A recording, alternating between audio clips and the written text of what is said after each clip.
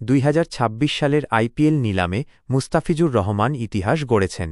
বাংলাদেশের ক্রিকেটারদের মধ্যে তিনিই এখন পর্যন্ত আইপিএল ইতিহাসের সর্বোচ্চ দামি খেলোয়াড়। রেকর্ড ভাঙা দাম। আবুধাবিতে অনুষ্ঠিত 2026 আইপিএলের মিনি নিলামে Kolkata night Riders KKR Mustafizur রহমানকে 9 কোটি 20 লাখ রুপিতে বাংলাদেশি মুদ্রায় প্রায় 12 কোটি টাকার বেশি কিনে নিয়েছে। তার ভিত্তিমূল্য ছিল মাত্র 2 কোটি rupee. Chennai super kings, CSK এবং দিল্লি ক্যাপিটালসের ডিসি সাথে তীব্র লড়াইয়ের পর কেকেআর তাকে দলে ভেড়ায়। 2. সব ম্যাচ না খেলার কারণ। মুস্তাফিজের সব ম্যাচে খেলা নিয়ে সংশয়ের প্রধান কারণ হল জাতীয় দলের খেলা ও বিসিবির অনাপত্তিপত্র এনওসি ইস্যু।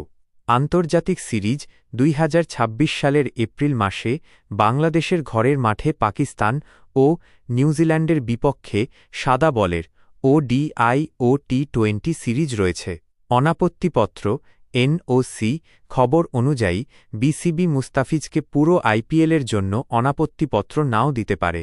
বিশেষ করে 16 থেকে 23 এপ্রিলের মধ্যে বাংলাদেশের সিরিজ থাকায় ওই সময় তাকে দেশে ফিরতে হতে পারে। 2027 বিশ্বকাপের গুরুত্ব। আগামী বছর প্রতিটি ওডিআই সিরিজ বাংলাদেশের জন্য গুরুত্বপূর্ণ, তাই বিসিবি হয়তো তাদের সেরা পেসারকে দেশের হয়ে খেলানোর সিদ্ধান্ত নেবে। কেকেআর এবার পেস বোলিং বিভাগকে শক্তিশালী করতে বড় বিনিয়োগ করেছে। মুস্তাফিজ ছাড়াও তারা ক্যামেরন গ্রিন 25.2 কোটি এবং মাথিসা পাথিরানাকে 18 কোটি বড় দামে কিনেছে। মুস্তাফিজের স্লোয়ার এবং কাটার ইডেন গার্ডেন্সের পিচে কলকাতার জন্য ট্রাম্প কার্ড হতে পারে।